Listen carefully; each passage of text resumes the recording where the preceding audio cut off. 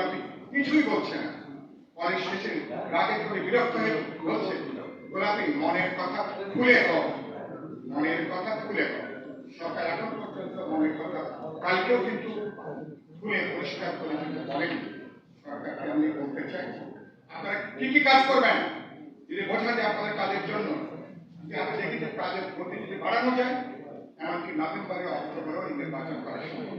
যদি বোঝা যায় কাজটা এরকম জানুয়ারি মাসটা লেগে যেতে পারে, এখানে নিশ্চয় কোনো বড় কোনো বিতর্কের প্রশ্ন আলাপ আলোচনা করি, বোঝাপড়া তৈরি করি। শেষ কথা যেটা বলতে চাই যে আমরা সরকারের উপরে আমরা আস্থা রাখতে চাই। সেটা মেহরবানি করে গত 10 মাসে এরকম অসংখ্য কাজ করেছেন যেখানে গোটা অভ্যুত্থানের নাম করে এবং আপনারা একটা বিপ্লবের নাম করে তাদের সাথে অনেক অকাজ সংগঠিত হয়েছে। ইতিমধ্যে দেশব্যাপী এক ধরনের নৈরাজ্যিক পরিস্থিতি, একটা মব সন্ত্রাসকে পরিকল্পিতভাবে ছড়িয়ে দেওয়া হচ্ছে। আপনাদের মতের বিরুদ্ধে গেলে আপনারা তার পিছনে এই মবকে আপনারা লাগিয়ে দিচ্ছেন। এগুলো খুব ভালো লক্ষণ, খুবই খারাপ লক্ষণ। 9-10 মাস পরে এটাকে সামাজিক নৈরাজ্য, যেটা রাজনৈতিক নৈরাজ্য পর্যবেসিত হয়েছে, এটাকে বন্ধ করবেন। রাজনৈতিক দল জনগণের আস্থার মধ্যে এটা বলে শেষ করবো।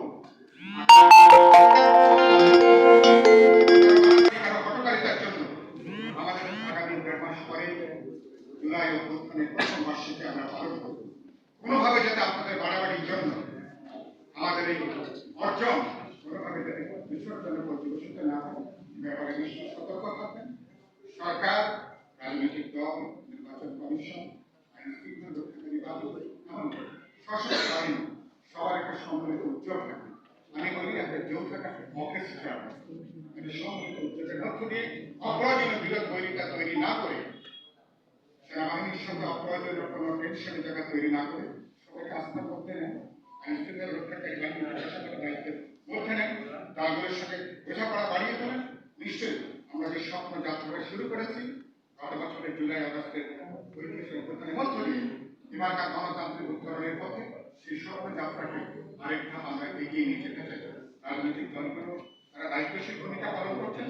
সরকার উচিত হবে এই সহযোগিতা যে কার্যকর থাকে তাকে কাজে লাগানো। আমি আশা করি চ্যালেঞ্জ আছে, কিন্তু প্রজ্ঞা, দূরদর্শিতা, বুদ্ধিমত্তার সাথে এই চ্যালেঞ্জগুলো মোকাবেলা করে বাংলাদেশকে আমরা একবিংশ শতাব্দীর উপযোগী মানবিক গণতান্ত্রিক এটা বৈষম্যহীন রাষ্ট্র সমাজের দিকে এগিয়ে নিয়ে যেতে পারবো।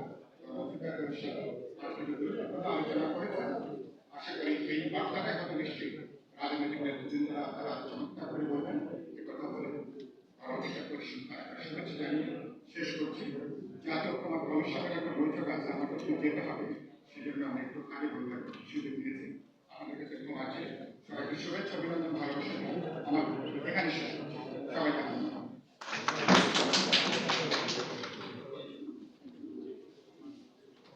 অসংখ্য ধন্যবাদ সাইফুল হককে গুরুত্বপূর্ণ মতামত প্রদানের জন্য।